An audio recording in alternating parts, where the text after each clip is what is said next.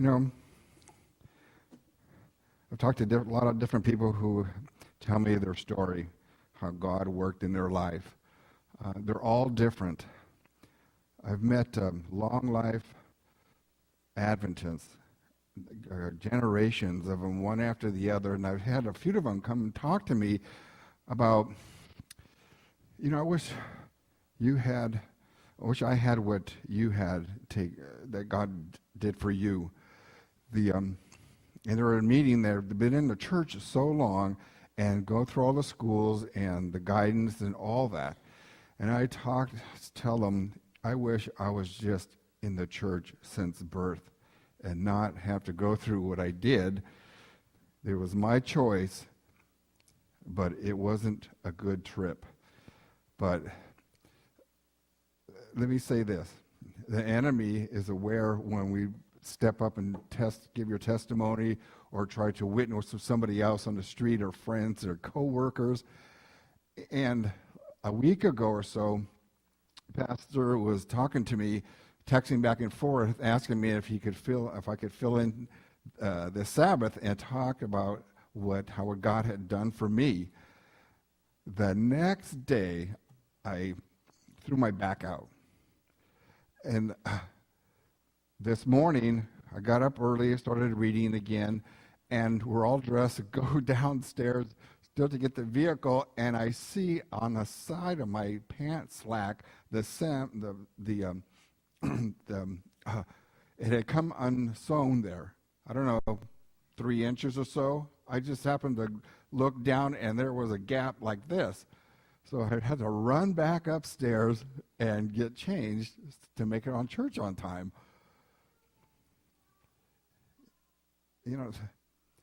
My Bible, I keep it in certain places, and I put it back in the same place every time. And here I'm flipping through some pages just a little while ago, and I take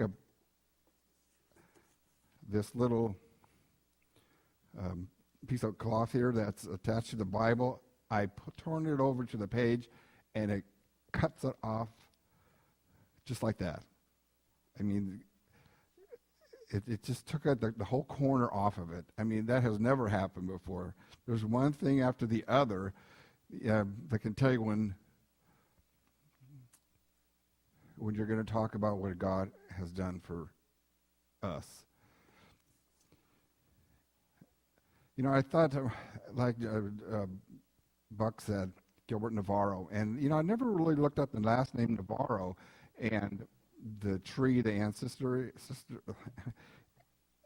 or the family tree, but I did it yesterday, and it said that it's of a Spanish, Italian, and Jewish. And I looked at a little bit farther about Jewish. It was Spanish and Portuguese Jews. I didn't have time to start reading it about all of it, but I have no idea that that's part of the heritage of the name Navarro. I had so many other statistics, and I thought, Gilbert, just save that for another time.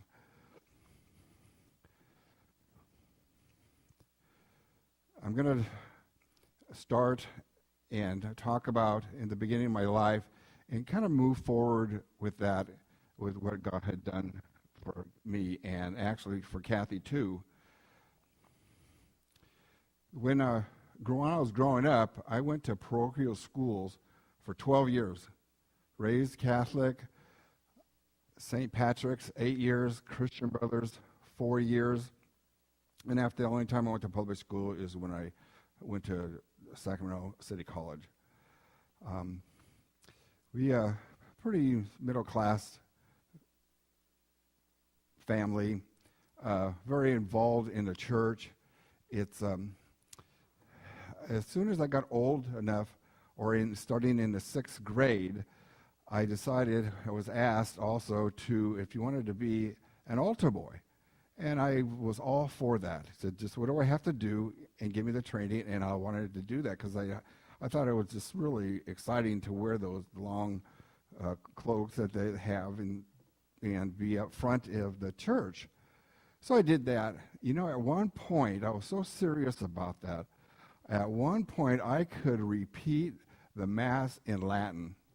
I learned how to do that. It's one of the Pastor Monsignor Kavanaugh is the one that he trained me to do that.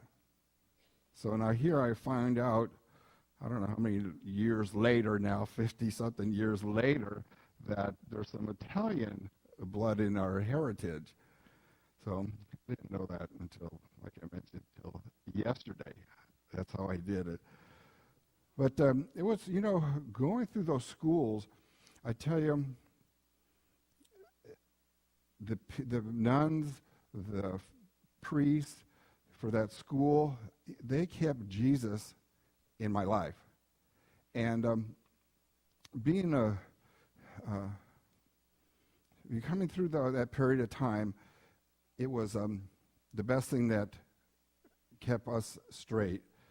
My brother and I, Tom, my older sister, Nancy, and my youngest sister, Antoinette. There was 4 of us. But, there were so many activities going on that it kept us from getting into other problems or trouble. But that didn't clear up everything I did. I remember one time that my best friend Mike, Martin, and I were playing around in the class, and they gave us a warning not to settle down and behave yourselves, and both of us were called out into the hallway to be punished. And they would give us counsel, and then we'd receive a spanking. Around now, I was in the 6th grade. I knew my parents were having problems, and at that point, they divorced. My dad left. I think I was 10, 11 years old. And between that time and between I saw him as an adult at the age of 42. I saw him 3 times. So he pretty much disappeared in our life at that time. But I'm going to go back with the last time that I saw him and show you how God worked this whole thing out. When I was going to Christian Brothers, that was another good school. The brothers that were there were very serious. They were godly. They would be your friend. They were somebody you could go to. The people that I met there, it was excellent. And all this is in Sacramento. But there was one thing I saw after when I went to my first freshman dance in high school, because they had a lot of them. That was pretty much a social mix for the school, and to get the parents to be friends, to get to know each other.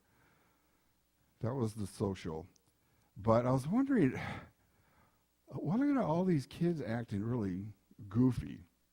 That I'm not shy, but I was wondering why they were acting the way they were. Well, after a short time, before the end of the school year, I realized, because I was invited to meet before these dances and have a few cocktails.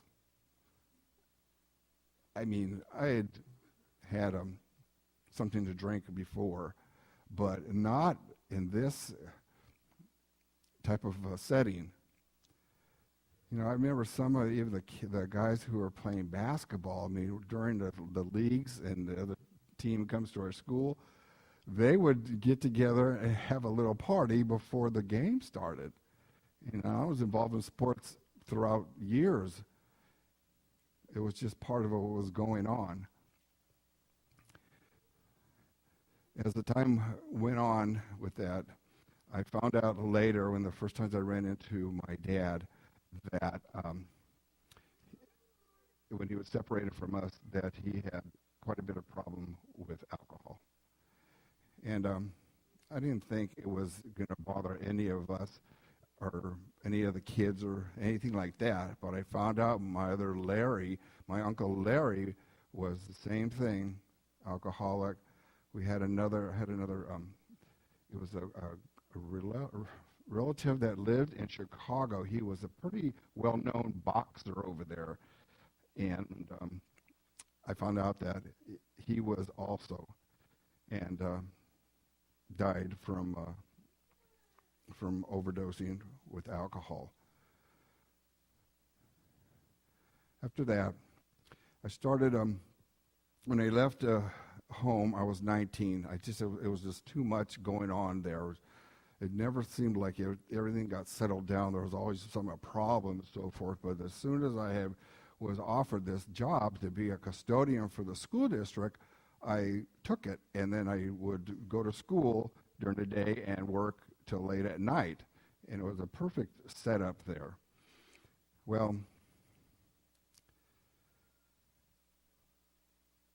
before that happened, before I was getting ready to thinking about I want to get out of here as soon as I can, but I was in my middle upper teens. One of these dances that I was telling you about, that everybody would have a party and then go to these dances. When I was leaving a dance from one of the Catholic girls' schools, we had been drinking. I was going home, and I clipped another car as I was driving. And they went to the juvenile hall after. They took us to the police station to the juvenile hall, and I remember my mom coming and picked me up. That was the first problem that I started with because of the drinking. As of the first year I moved out at 19, it happened again. So now I have 2 strikes against me at such an early age, but at that point you figure everything's okay, it'll go by, and I can just continue the way I am. After that, I stayed with the school district for a while, and the same people that I was associated with, alcohol was it was just part of life. Even through my childhood with my parents and their friends, it's just how they communicated and would keep their friends.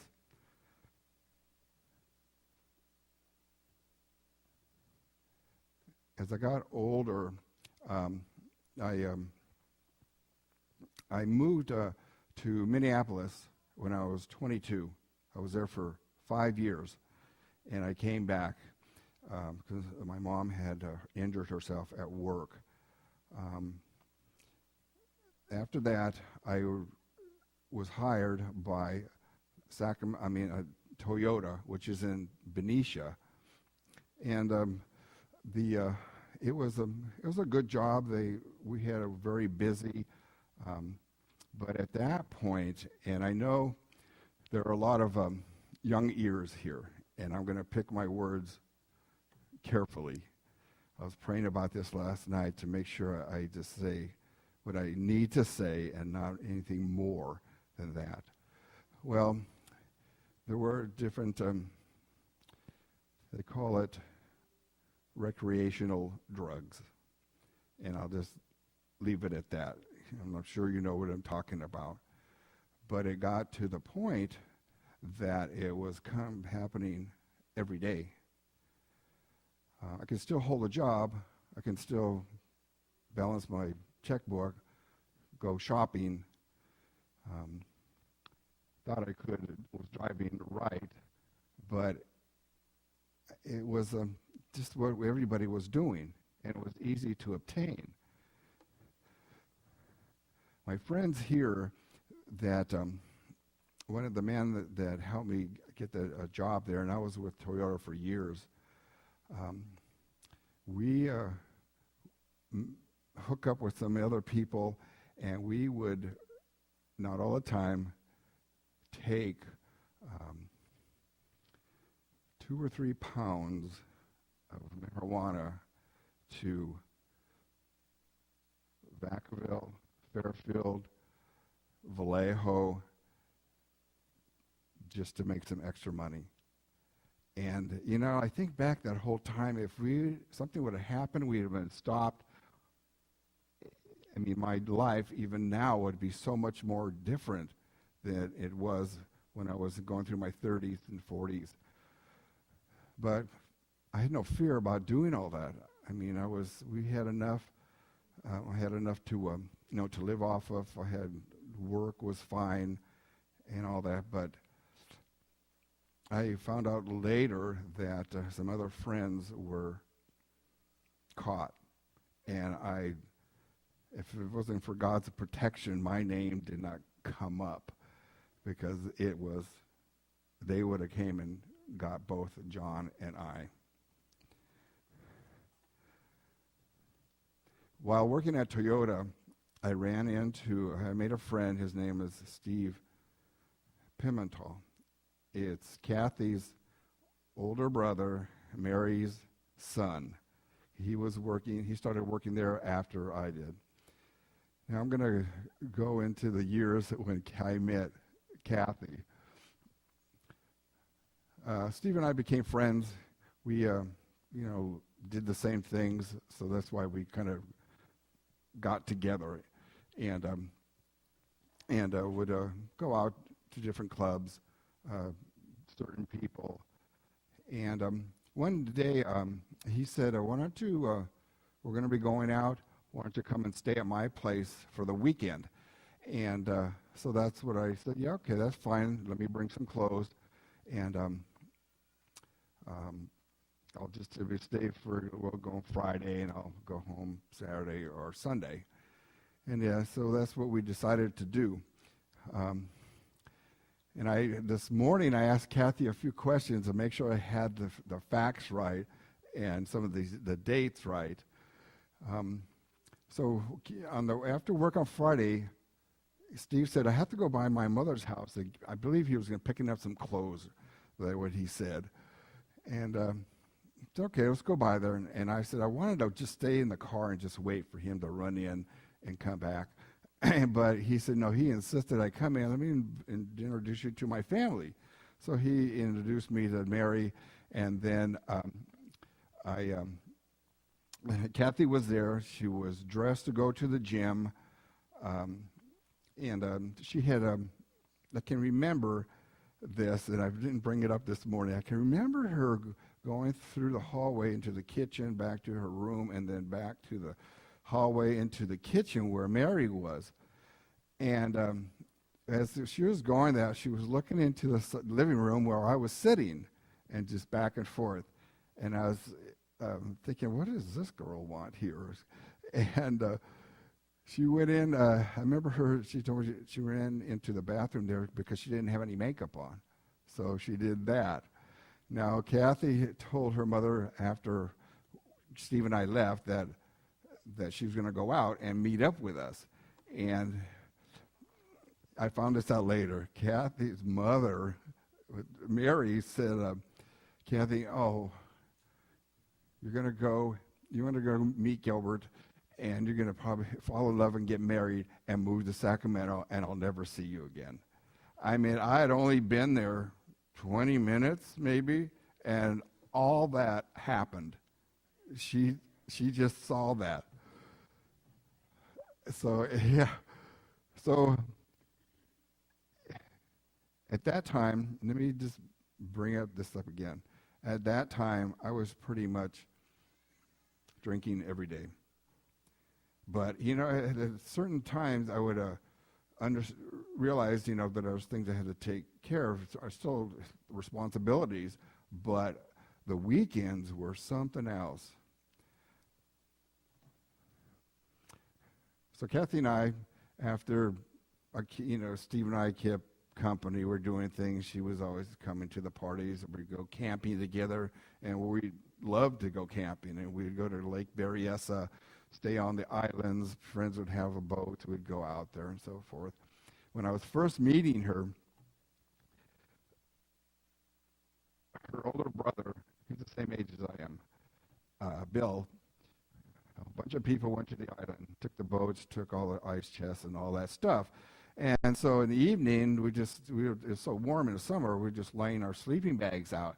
Well, I put mine down, and then Kathy was, putting her down, and Bill, her older brother, comes and put his sleeping bag right between the two of ours.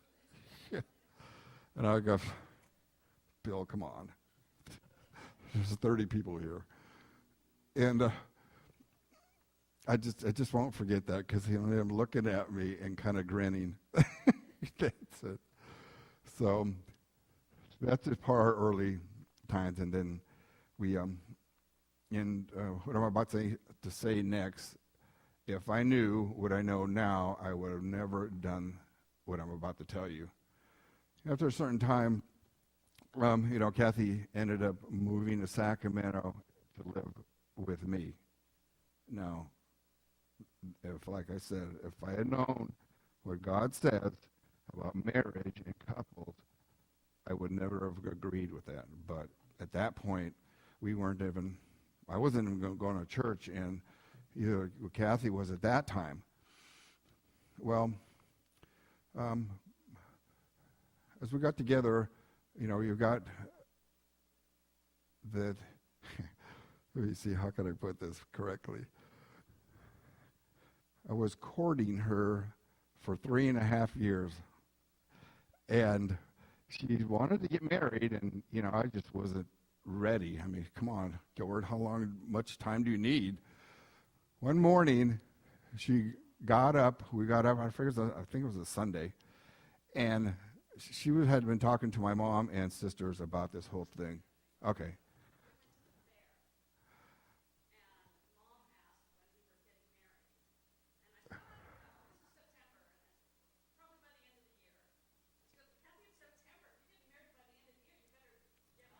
That's right. You went in the kitchen and took it off the wall.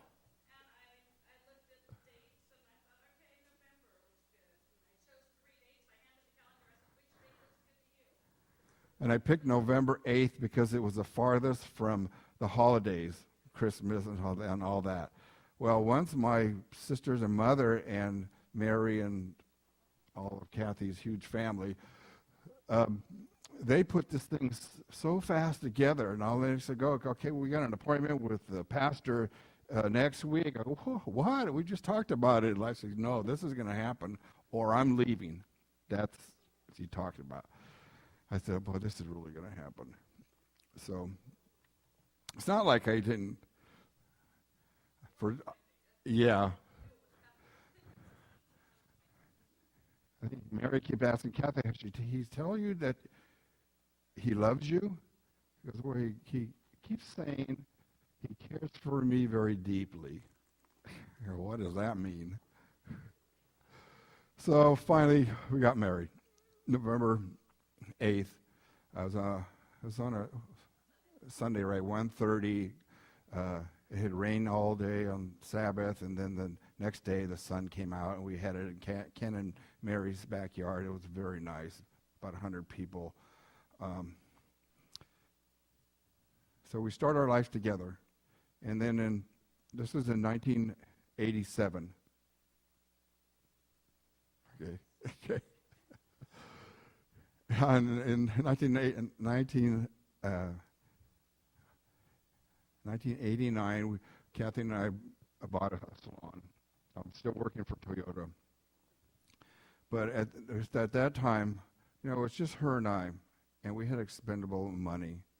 We had season tickets to the Sacramento Kings. We'd go to the baseball concerts, festivals, Tahoe, camping, all these places, and everything involved alcohol and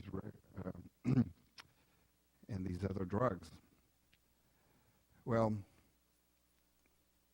time's going by, and it was getting to the point, and Kathy could see it too.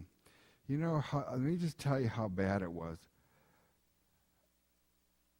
And I can look to Friday nights knowing that I didn't have to go to work on Saturday or Sunday. And I'm just going to share this with you. I had no problem, this is at the top, to drink a fifth of rum and Coke. That was my favorite. That's just how it was for years. You know, as time went on, I could tell that physically it was starting to affect me. Sleeping late. It was a miracle, and it was a miracle that I did not kill anyone I was being killed. From driving some place to place. One evening, I was coming home from the Kings game. There was 4 of us. I was driving. We had our blue Aerostar, and I come down the same road, and then we had mentioned, well, we got to go stop here and pick this up, and then we'll get to go to your house. Well, if I didn't do that, or we didn't make the change of direction to come back to my house, so those guys can get in their cars and leave. I mean, we've been drinking all before and during the game. I come down Freeport, and I even make a left on Fruit Ridge. Well, right there on the side of our house, we lived on the corner, was one of those sobriety test checkpoints all set up, about 20 cops and all the motor homes and, people that put them in to take blood tests and stuff like that. Well, if I went the regular route, I would have ran right into it. Well, I just pulled right into the driveway. We go inside, and we're talking to Kathy. I said, you're going to have to drive these guys and this and that. So here we all go in, and then we leave, and she takes us back. It got to the point that even though I wanted to stop, I couldn't. I mean, it used to be, I read this. The Bible says there's a time of pleasure in sin. Well, I was going beyond all that. In the morning, I would, just first thing I would think about the evening when I could have a drink, unless it was a weekend or a holiday or I'm off for some reason. It was instead of supplying or making sure I had gas in the car, I'd make sure I had alcohol in the house. And every time I was by myself, bet I enjoyed myself. Well, I got to the point, I can remember I started praying by myself. And I always believed God was real, but what I was doing seemed more pleasurable than going to church or hanging out with other Christians. It used to make fun of them. But I remember one day I came home, Kathy and I and my brother at that time was living with us, came home from a party from my best friend's house, Bob's. And I'm going to get into what God was setting me up for what he was going to do. I remember we got home late. We'd all been partying over there. And I remember that I left the water on in the backyard. We had a big backyard, a lot of trees, spa, big patio. And I went out there to turn off the water, and I put it way up against the back of the fence. And behind me on the house was a light hitting my back and then hitting the spray of water that was going up, and then there's the trees in the fence. Now this is what I just stood there on the patio just looking at that spray, how it was the light was bouncing off of it. I'm going to tell you what I saw. It was like a picture of Jesus' face in that spray, but it was real high. The spray was this high and this wide, and I just stood there and just stared at it until it just went away. So I didn't tell anybody. I just went back into the house. Sometime in that summer, it must have been in 1990, when the things were really falling apart for me, that as I started praying more, talking to God more, I remember going out there, totally stumbling around the backyard.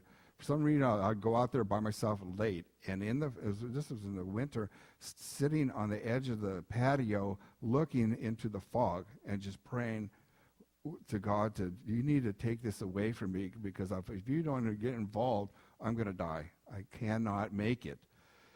But every day after day, it still kept coming. And sometimes I would go out there, and they're talking about, in the winter, middle of winter, it would be fog, cold. I remember being out there for, I don't know how many hours, T-shirt and jeans, no socks, no shoes, and just staring straight ahead. One morning, I had got up. I don't know, Kathy. I think it was a Sunday morning. That's right. And Kathy left, and I got up later. And I remember that I don't want to do it again, because as soon as it gets dark, I'm going to either have to go buy enough for the evening to make my cocktails, and I don't want to do this no more. I walked in my little closet. I had a few weapons. I don't have them anymore. I went in there, and I took it out, and I'm looking out the back window into the backyard of our bedroom, and I think it was between 9 and 10 in the morning, and it's just the lights coming through, and I'm just barely opening my eyes to look back there. And I laid the shotgun across my arm, and I just said, I wonder. And I went out like this, and my thumb fit right in there, and all I had to do was go like this. Well, after I realized what I was doing, that really scared me. I knew enough of the Bible talks, go to heaven or go to hell forever. The thing that scared me the most was burning in heaven forever and ever and ever and ever and ever with... Is that what I said? Okay, we're going to read. Let me start from the beginning again. For go into hell forever and ever with no relief, no way of getting out. So I think, God was lining up these events to happen for what he was going to do. Well, that scared me, and I've talked to Kathy very little about this, and correct me of what I'm going to say. I did not know that, Kathy knew as much as I thought she did was going on. I mean, she would come home. Our salon was just on the next strip mall right around the house. And she would come home after work, and I'd be in the house, and it would be dark, and it had the windows. We had this big plate window in the front of the house. I'd be looking out there and listening to... For those who know this group, it's called The Doors, and they've been around forever. And they had this one song called The End. It was 14 minutes, 52 seconds, something like that. I've listened to it, I don't know how many times, over and over and over and over. It talked about suicide. I'd be wasted in just listening to this in the dark.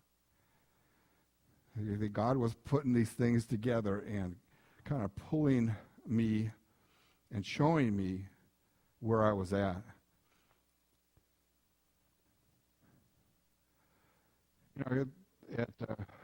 Usually Kathy and I would go to Christmas parties, New Year's Eve parties. And this one time we decided to just stay home New Year's Eve. And I had been praying, and I forgot to do something. I always pray, in December comes when things were just imploding. Say, God, the next year, please, the next year, stop this. You gotta just end this circle, because I can tell my Kathy would tell me, she'd go, boy, your body's really hot. Well, that's from high blood pressure. And I remember having my kidneys hurting. And I only had one doctor talk to me and say this, and all this years of drinking just says, he said, you need to change your lifestyle, or you're going to be in real serious trouble. Well, between my liver and being high blood pressure, God was making my body just kind of reacting from all this. I can remember standing over the kitchen sink and having my bottles and soda and the Coke and rum and stuff like this. And we're talking about early in the morning, and trying to pour a drink for myself. I can see it right now doing that.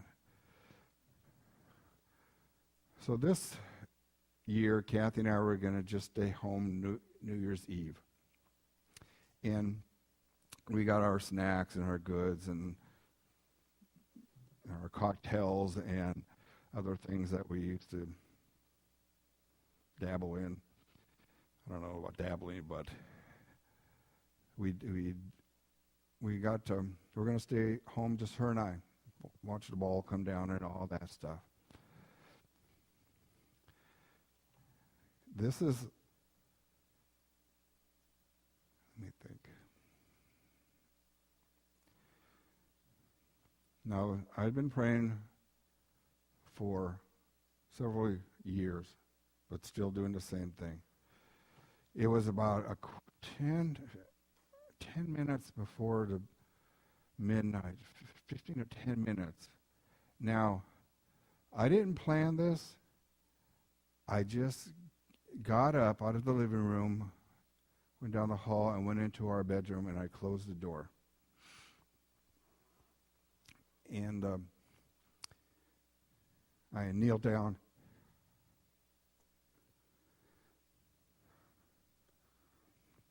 And I was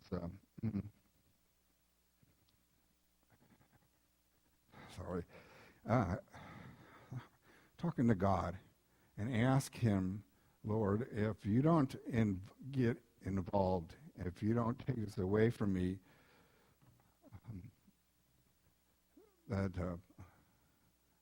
like the doctor said, and like what I almost did, I'm not going to make it, and I'm going to be dead. So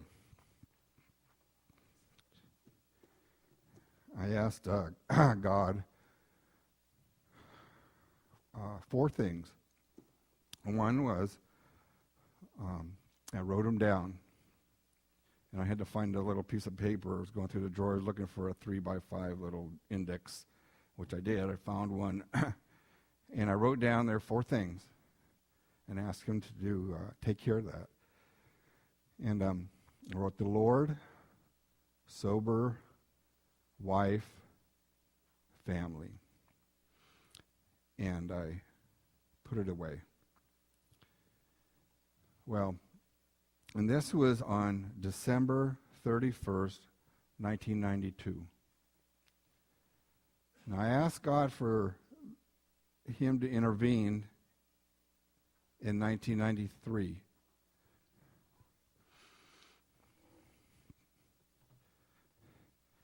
It's like I made a contract.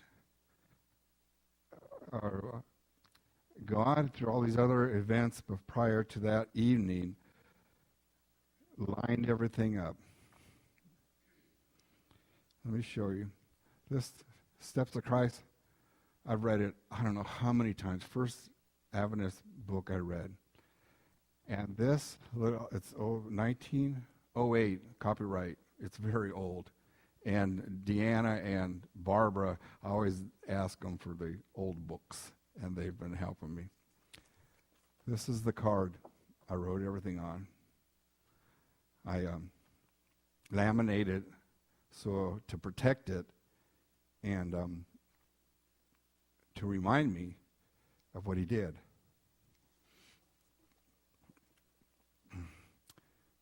New year, 1993, the Lord, sober, wife, family.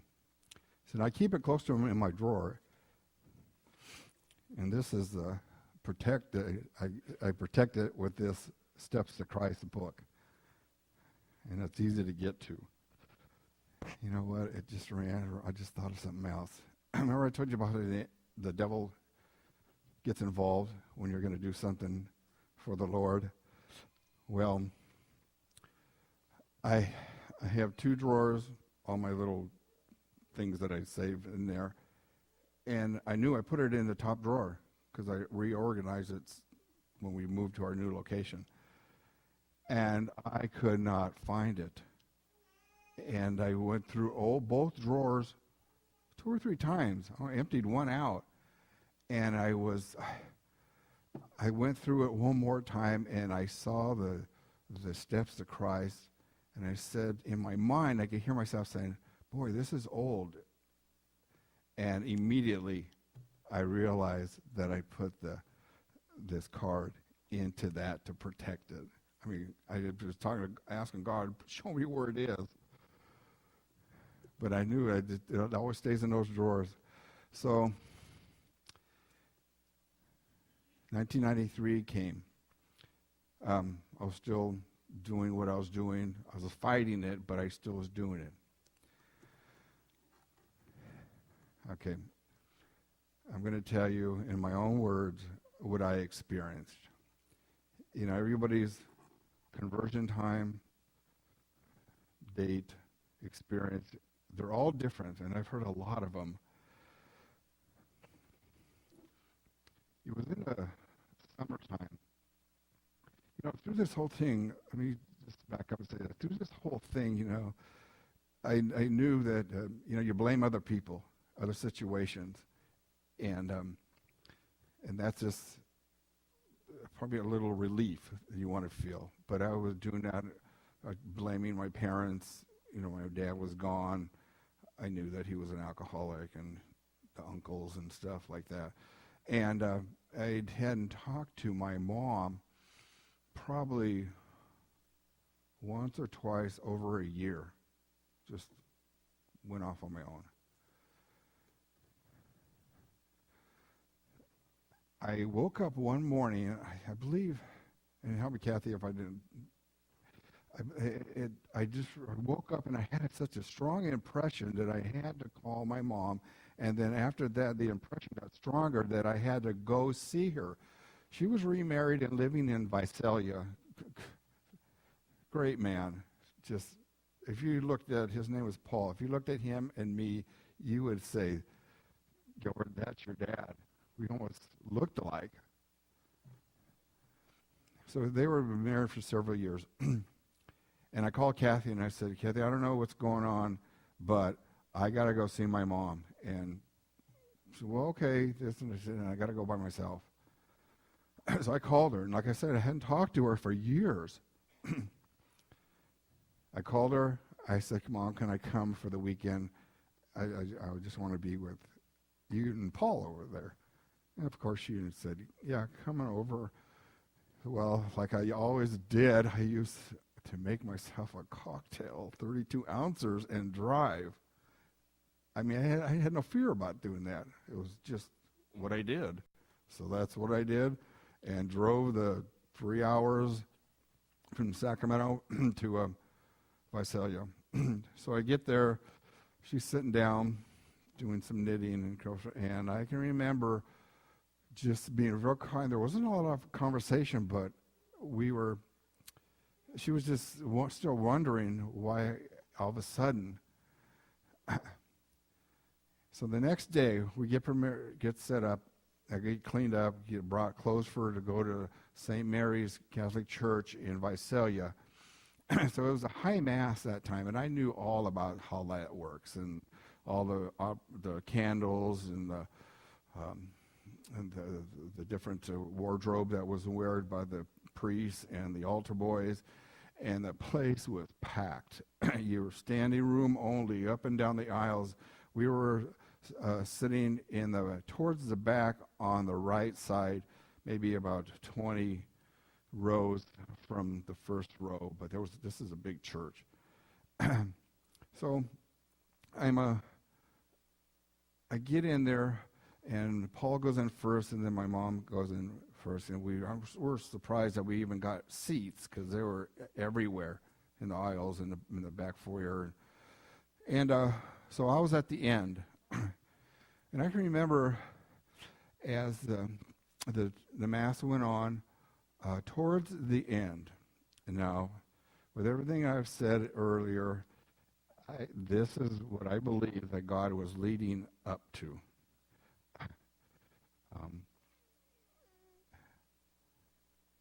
Behind the altar on the platform, there was this huge cross with Jesus was on it. It was almost like a masterpiece. It was beautiful, however it did this work, but it was huge. And I can remember looking at that, and you know how people talk about your life flashing in front of you? Well, I had that experience. I thought it was just a word that people put it through. But for, I don't know how years, but all these things went through my mind as I was staring at the cross and talking to the Lord in my mind. You know, at that point too, there was tears started coming down my face. I had a baby blue shirt on, tie, for church. Well, I could feel it after a while that it was hitting at the front of my shirt. And this is the events that happened. I can remember the priest talking about holding hands. So I'll grab my mother, and Paul grabs my mom, and I had in my hand, I'm at the end of the row, it's just there. I experienced this little girl, I don't know, she must have been this big, something like that. She had blonde hair, and I believe the color to her dress was pink and something else. She was this big. Well, I'm standing at the end of the aisle right here. I didn't even see her walk up. She walks up, stops, and looks at me and puts her hand in my hand, which is this arm, and grabbed it. And I just looked at her, and she looked at me, and she's smiling, and I don't know how much time went by, but I knew that she was there. And this is the next thing that happened.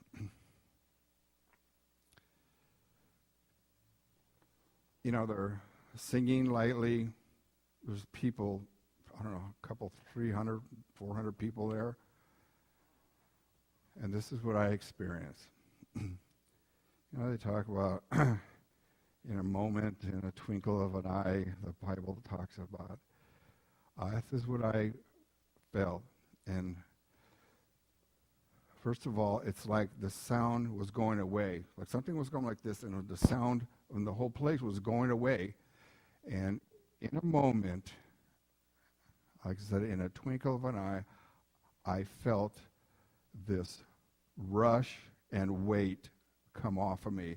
Like it went, whew. I'm just sharing with you what I experienced. And in that moment, when I realized the sound came back, I was just, what was that?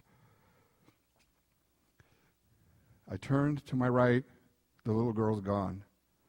Mass is wrapping up, and people are leaving right away. And I go out first, and I let my mom out and Paul out, and then everybody's exiting. Well, we're starting to go out and to walk down the steps. People everywhere. My shirt is all wet here. No one, and I'm talking to my mom and Paul, and they're right in front of me. No one said anything about that. We get back to my mother's house. I call Kathy.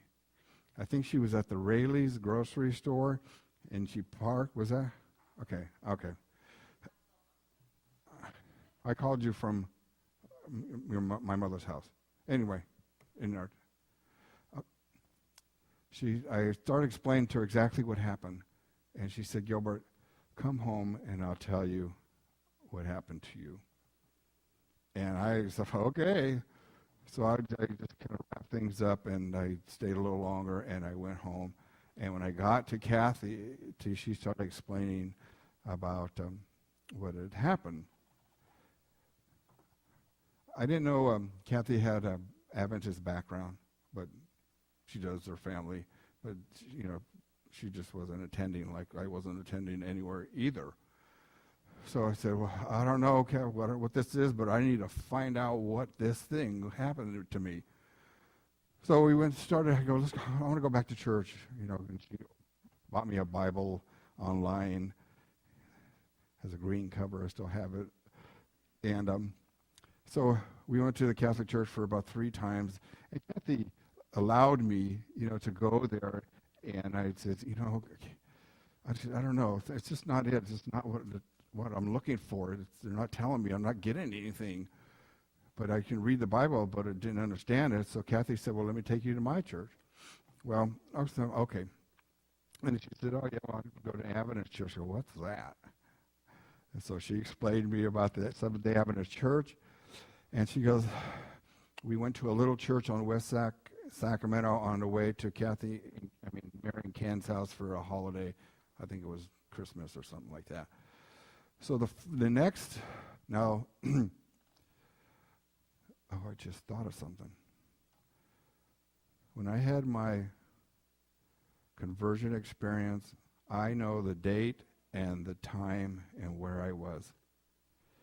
It was on October 16th, about almost 11 o'clock, and where I was. So Kathy said, let's go to my church. So I said, okay, well, let's go to a closer one, Kathy, instead of having to drive way to West Sacramento. So I got out the yellow pages, and here I am, going like this, and I go, yeah, I know where this one is. This church here is across the street from Sacramento State University.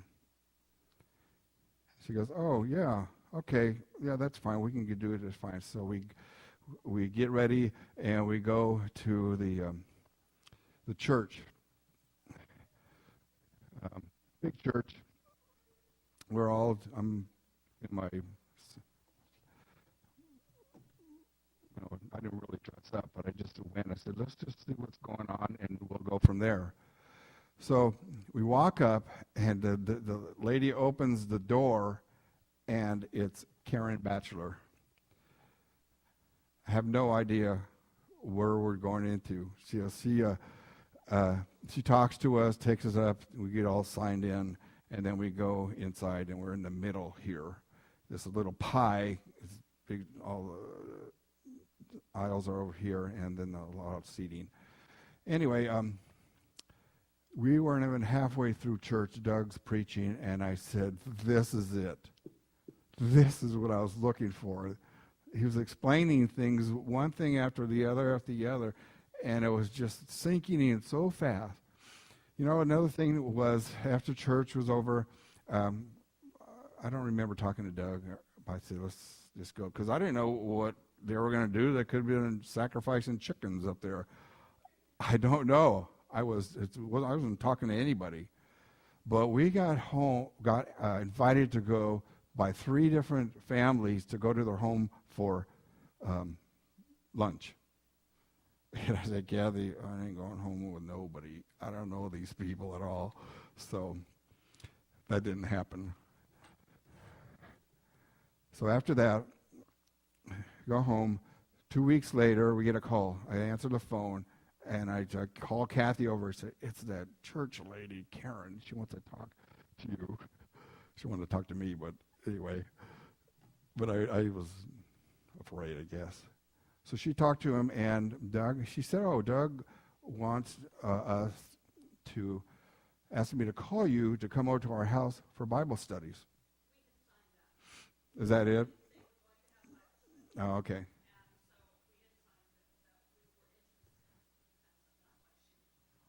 Okay. There's so many details in this whole thing. So anyway, the time comes, the day comes, it's on a Tuesday, we go over there, and I was so afraid to go inside the house because I didn't know nothing. And eventually we went inside there, and there was probably 7 or 8 of us, and that was it. And then on 5 months, and then May 7th, Kathy and I were both baptized at the Sacramento Central Church by Doug. And from that time forward, we were at everything. I don't care what they were doing. We were at the church, involved in some ways. Was 94, May 7th, 1994. Yeah, I asked God to get in to change me in 93, which he did, October 16th. And then we went to the Central Church on January, and then first, and then baptized May of 94. So a lot of things happened at that time, but God was so good. So that's how what happened to me. It's not that everything is, we still have trials, we still have, as long as we're here. But I tell you, the Lord, it's so obvious, and I tell the people that have in different denominations, have friends with, that they know that the Lord is coming, that things are falling apart, and they can see it. So, thank you for listening to me. It's been a great time being in the church and having a whole new experience. Saturday doesn't even exist for me anymore. All I did was play golf. All day. Be gone for 8 or 10 hours a day playing golf. Well, why don't I believe our closing song is 517.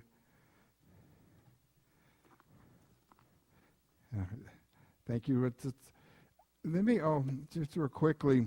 You know that there's 4 of us from the Madero Church that went and took this class about recovery, the Adventist recovery ministry about people who have drug or alcohol problems.